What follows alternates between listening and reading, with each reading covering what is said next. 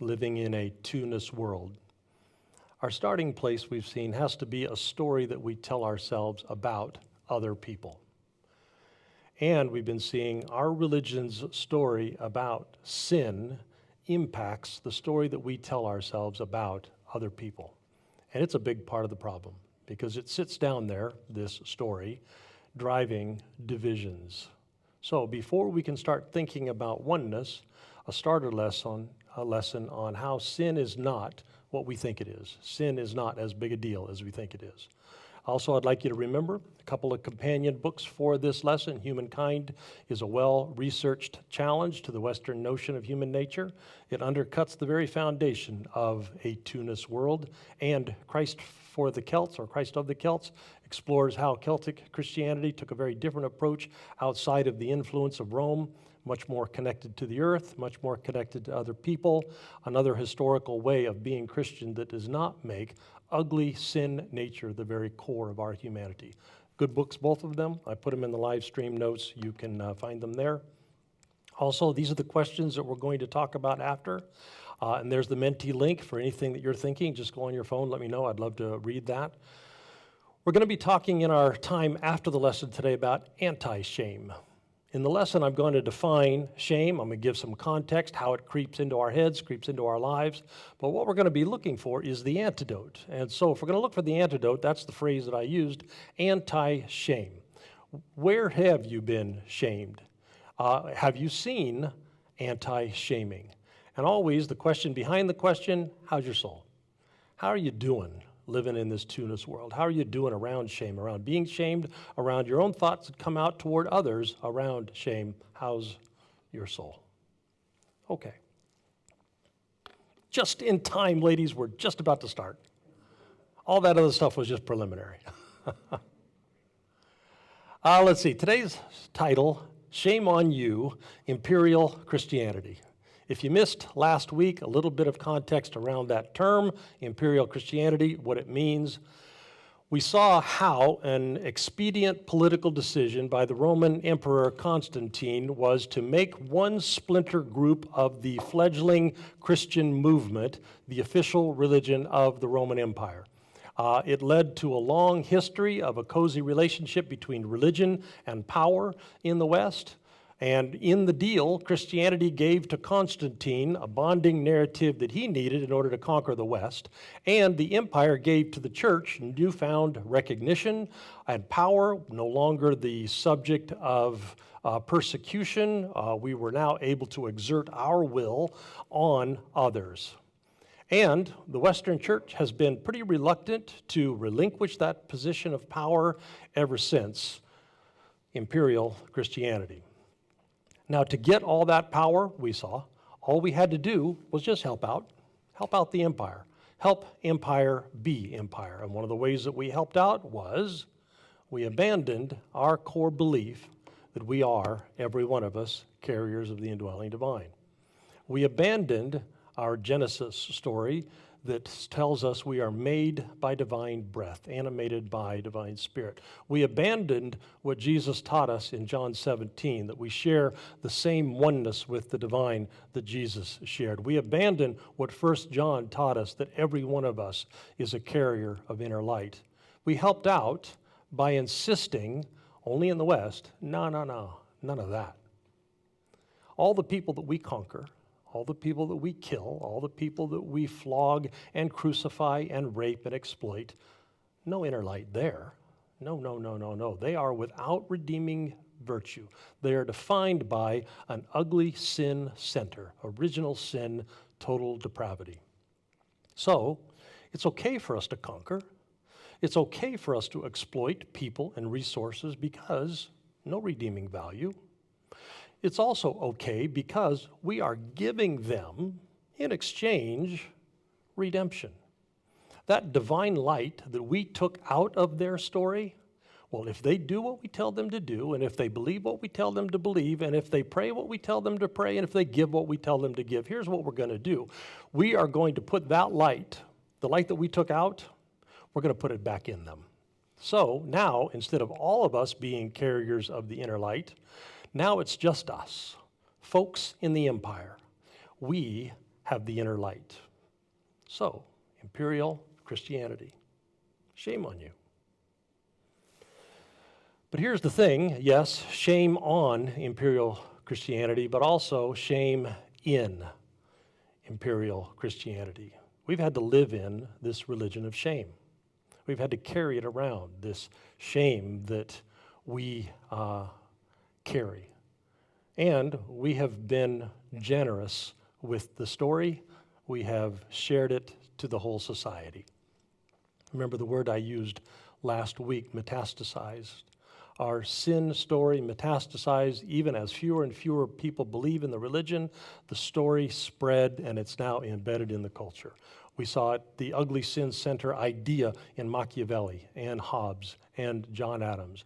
Our sin story became not just a religious story, it became a Western civilization story. And it's still in there, and it's still mucking up the works. Well, the same thing happened with shame. It also metastasized. Now again, lots of folks giving up on the religion, but the shame and shaming still in there, still mucking up the works. So today, let's start there. Some context around shame. Shame is a pretty universal human emotion. It's not one of the base emotions that are hardwired into babies. Some emotions you can see on a baby's face. They're there from the get-go. You can see joy and anger. You can see disgust and surprise. You can see fear and sadness. But shame is not like one of those. Shame isn't part of the original equipment. Shame is an emotion that we pick up over time. It's more complex than those base emotions because it's a social emotion. Shame only exists in the context of other people. It only emerges as we become aware of ourselves in the context of our social relationships. So we all carry around an interior need to belong. We all carry an interior need to feel worth and to feel status and to feel respect and acceptance.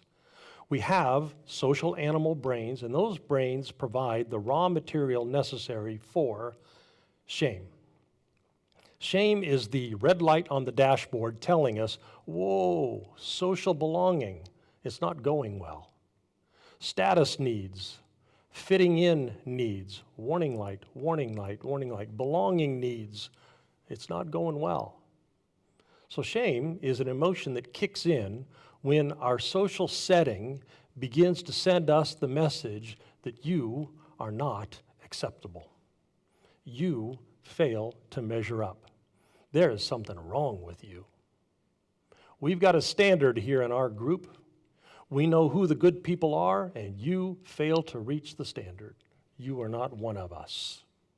So, we tell you that you are unacceptable in some way, and then your brain, warning light, emotion, feeling, humiliation, embarrassment, shame.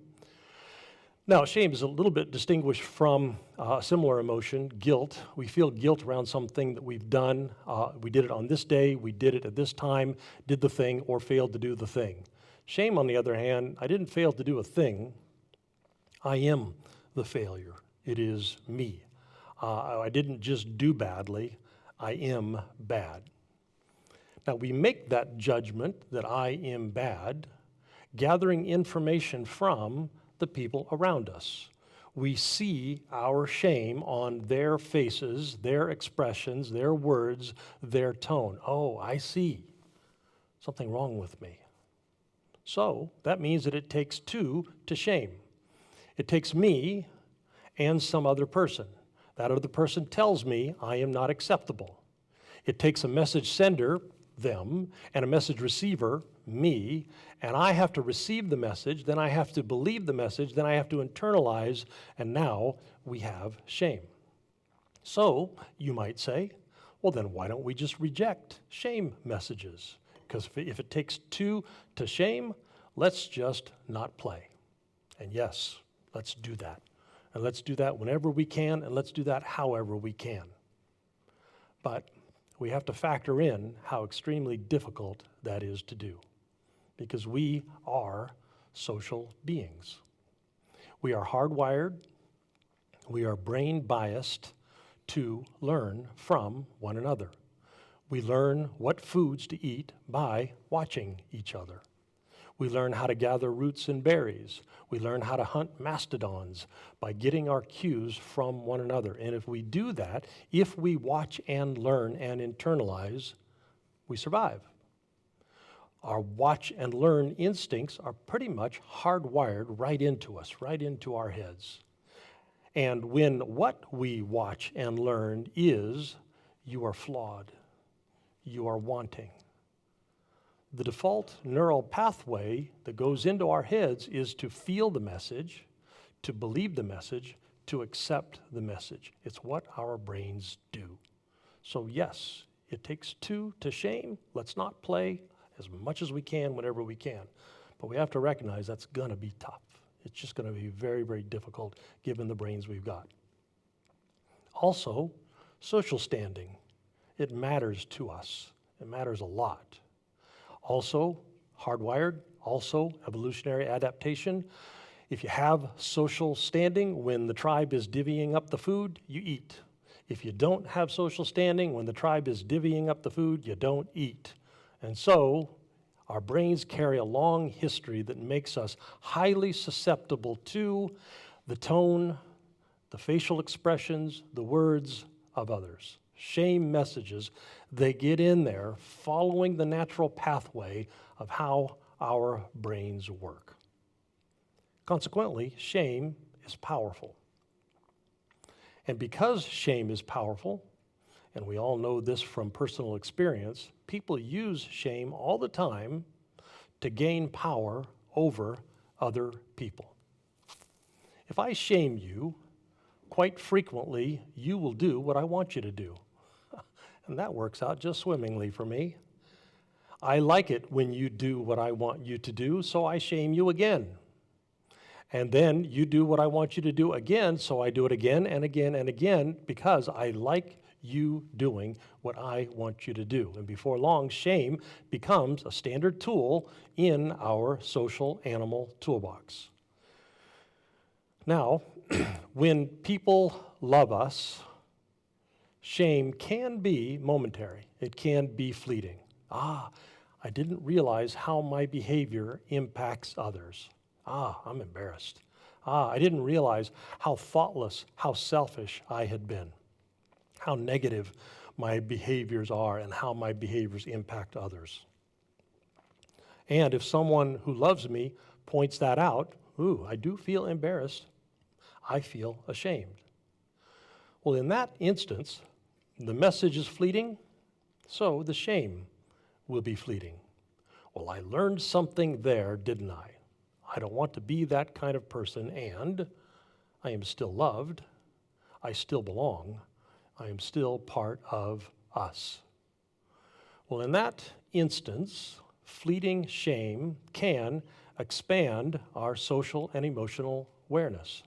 It can help us with our social connections. It can make us better at the complexities of relationship. Now, there are better ways to practice behavior modification. But you can probably look over your life and you can see how some shame experience motivated you to make some improvement, which becomes a recurring argument for using shame on other people. Remember that experience. Remember how shame changed me. Well, let me pay that wonderful gift forward. But here's the thing, loving and being loved and belonging, that is not usually the context in which shame happens. Most often, when shame is wielded as a tool of social control, it is not wielded by people who love us. Odds are, if you have shaming thoughts about someone, there is something wrong with that person. If you are running a conversation in your head using shame, odds are you're not running that conversation in your head towards someone that you love. And here's the thing. When we receive a shame message from someone who does not love us, it is not fleeting. It does not expand our social awareness. It doesn't motivate us to grow or to improve in some area, especially when we use shame at a collective social level.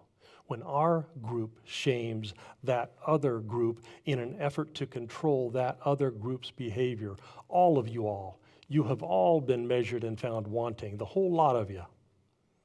That does nothing helpful. It doesn't change minds, doesn't change hearts, doesn't modify behavior. Now, there's plenty of research to back that up. It actually entrenches the position. Social shaming, one group to another, trying to change people or trying to change the world, trying to create a oneness world with shame, it is a fool's errand. Now, I suspect you might see where this is going. It's pointing us toward our next lesson. Here's what doesn't work. If we want to be oneness people in a two-ness world, shame is not going to be an effective tool for us. But the problem is, our sin story instincts run deep, and our shame story instincts run maybe deeper. We can't help but think thoughts. There is something wrong with those climate deniers messing up the planet for our kids. There is something wrong with those climate stooges messing up our lives and our jobs so that we can't feed our kids. There is something wrong. There is something flawed. There is something wanting. It's where our brains go. Now, I bet you've taken a stand on climate. I have. And when you hear me put those two opposing views side by side, I bet your mind automatically goes to, yeah, but they are wrong, and we are right. I believe that. I believe that the people who don't think the way that I think around climate, I think they're mistaken. I think they've either gotten bad information or they have mistaken priorities. Something's going on, but I don't think they're correct.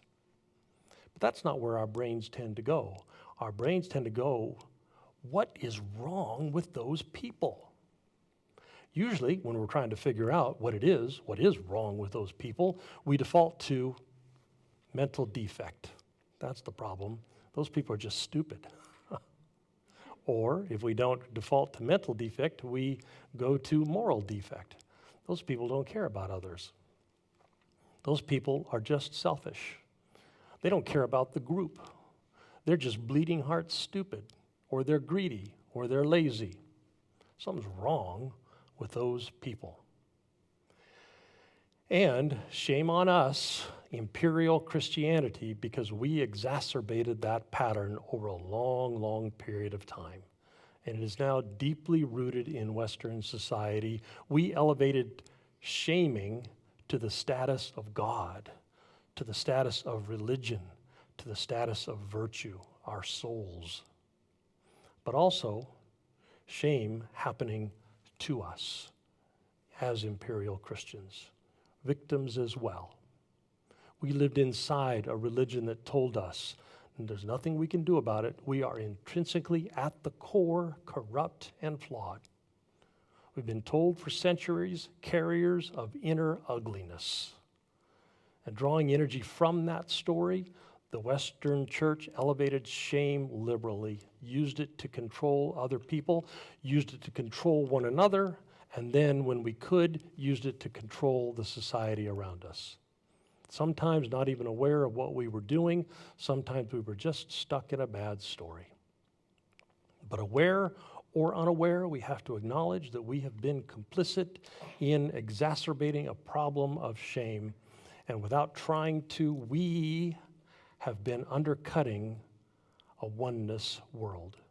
Without trying to, we have driven the divisions between people. And despite more and more people rejecting Western religion, not the least because we've been doing that for so long, the shame story is still in there, and it's still causing harm. People are corrupt by nature, we have said. The only solution, come practice our religion with us. We amplified that story, and we kept saying the refrain, there is something wrong with you. There is something wrong with you. Now, for the most part, Christians are nice people. For the most part, they are kind and caring and self-sacrificial. The people who raised me in church were kind-hearted and lovely. There was not a mean-spirited one in the bunch, and they loved me. They did. But when a story gets stuck in our guts, it can't help but affect us, and it can't help but limit us. I got depressed in my 20s, like serious depressed. And on top of that, at the same time, I couldn't believe in the religion anymore. I couldn't believe all the doctrines, all the beliefs, couldn't do it.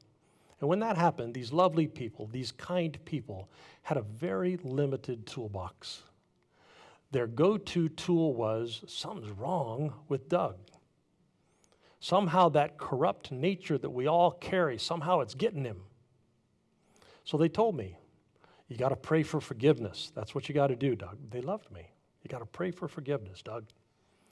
But their approach to depression, pretty limited. Praying for forgiveness wasn't all that helpful. They did what they knew. They laid their hands on me and they prayed for me, praying to cast out the corruption and praying to cast out the evil. They told me scripture verses that I should read that would reveal to me the error of my ways. So once I did that, then I could truly repent. We love you, Doug, but there is something wrong with you. Now, I could tell there was something wrong with me by the looks in their faces, by the tone, by the words. There is something wrong with me. It's a story. It's our sin story, and it's the shame that draws energy from our sin story. And Western religion gave that story pride of place.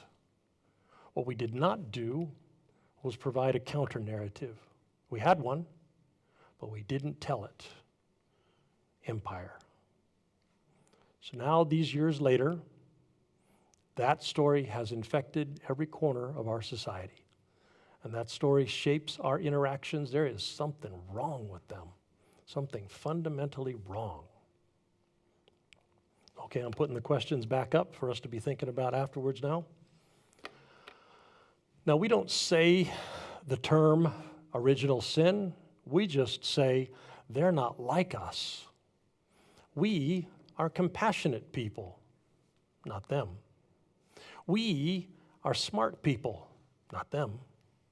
We are salt of the earth people. We're committed to community people, not them.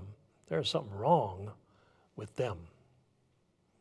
But here's the thing. Shame is a cheap and easy tool. It's like the pat jokes that comedy writers use. They don't have to be all that creative. They just know that they throw these things out, they're going to get a cheap laugh line. Shame is cheap and easy that way, which means over time, it's not that effective. Over the long haul, it's not that useful and it's not that helpful. Given all the shaming that's been going on all around us, and there's been plenty, if shame worked, there would not be any fat people for sure, because there's been plenty of fat shaming going on. There wouldn't be any alcoholics because we've done plenty of alcoholic shaming. There wouldn't be any Trump voters because we've done a great job shaming all the Trump voters. We've given shame a pretty solid effort. If it was going to work, I'm thinking it would have worked by now. Now, you might have heard about this experiment. It happened in the 60s, came out of Harvard Medical School. The principles come to be known as the Pygmalion Effect. 2 sets of identical rats. Over one cage, there's a label. These rats, specially raised for intelligence, they're good at solving mazes. This other one's labels. These rats, not that smart, they're bad at solving mazes. Identical rats. The graduate students who ran the rats through the mazes didn't know that this was an experiment, and funny thing, all the rats were average, but the smart labeled rats performed above average, and the stupid labeled rats performed below average. Now, this seems a little bit ethically sketchy to me, but they ran the same experiment on some kids in school. A school near San Francisco gave some kids standard IQ tests, then labeled some of them smart and some of them dumb. They weren't, but that's what they told the teachers. These kids are smart, these kids are not. Now, same as the rats, the label affected what the teacher thought about the kids. The label affected how they handled the kids, how they treated the kids, what they looked for in the kids. Just like the label affected how the graduate students thought about the rats, how they handled the rats, and what they looked for in the rats. And it turns out that what we look for is powerfully deterministic in what's going to happen. How we approach those people, there's something wrong with them, or if it's rats or if it's kids, what we look for changes everything. If we approach ourselves, or if we approach them, assuming there is something wrong with them, we're going to find what we look for. If we approach ourselves or them, assuming the same light of the divine that was in Jesus is in every one of us, that also will change everything. Now, next week, we're going to go way back in history, back before Augustine, and we're going to talk about one of our religion's earliest stories. It's the story about being saved. Wouldn't have been the word they would have used at the time, but it's how it's come to us. And it's a story that puts a label above your cage and above my cage. It tells us what to look for. And you know what it tells us to look for? It says to look for the inner divine, to look for the inner light. And that story told us, you can read about it, it's called the Moral Influence Theory of the Atonement. You don't need to know that, but you can read about it this week. And that story told us, don't just look for that inner light in yourself or in one another. Also look for it in the Roman centurion. And also look for it in the greedy tax collector. And so we did. We looked for it. For 300 years, we looked for it. And we found what we looked for. And in the finding, this disparate group of unorganized people changed the known world. Because what we look for changes everything. When we look for the divine center, we find it. We find it in ourselves, and we find it in what we saw last week, bad people doing bad things. When we look for the interior light, we find it. We find it in ourselves. We find it in, there is something wrong with those people. We'll find it in them too, because it's there. And when we look for it, the looking changes everything.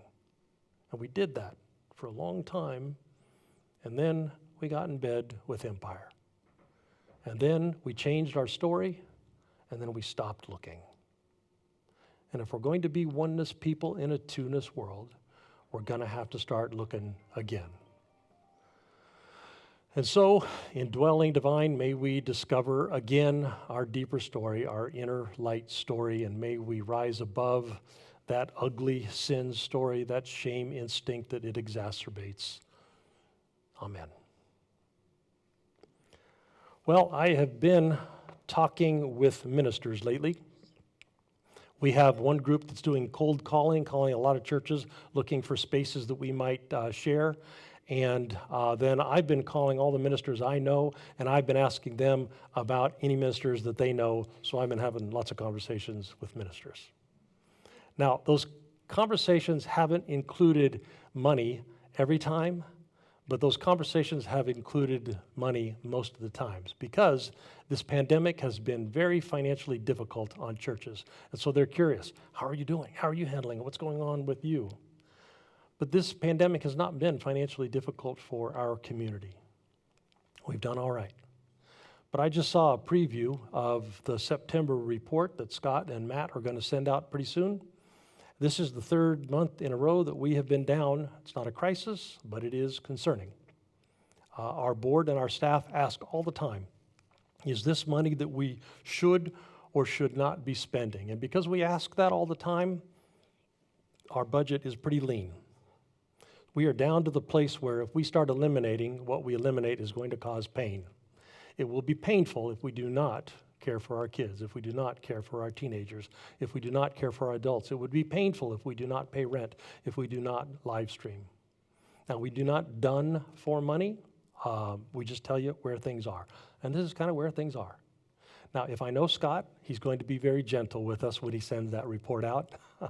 And again, it's not a crisis, but I think it is a cause for concern.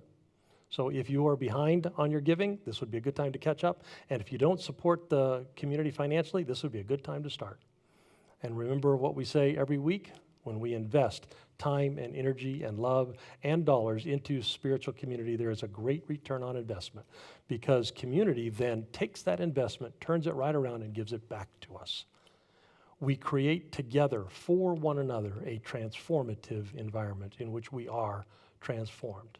So we all give on the website now. You go to the button at the top of the homepage, and it'll give you several ways to do that.